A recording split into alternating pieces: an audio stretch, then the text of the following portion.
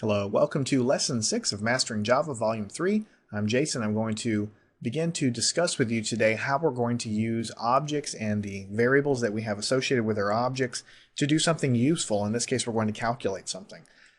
All I've done so far is copied and pasted things that we've done in previous lessons. So nothing you see on the screen here is new. I have copied the aircraft class that we have been using to describe what classes really are. I've copied that straight in, no changes.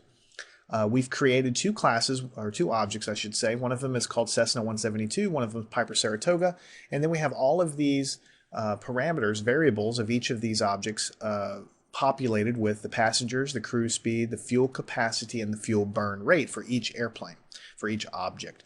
And so this is all stuff that we've done in the last section. Now, many times, whenever you have object variables that contain information like this, the whole reason you're creating the object is because, yeah, you want to store things, like a database or something. You want to store things associated for the different airplanes in this case. But in many cases, you'll want to do calculations with this information.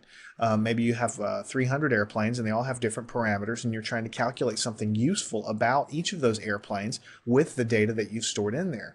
So of course, this is a small class we've created and a small number of variables. But in this particular case, let me let you zero in on fuel burn capacity, or fuel capacity, I should say. That's just how many gallons of gas it holds in the tank. So this is, in this case, for a Cessna, it's 56.5 gallons.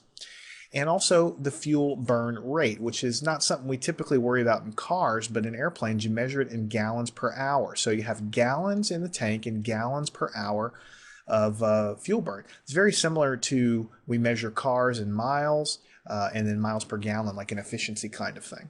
It's very similar. Anyway, what we want to calculate in this case for a Cessna, let's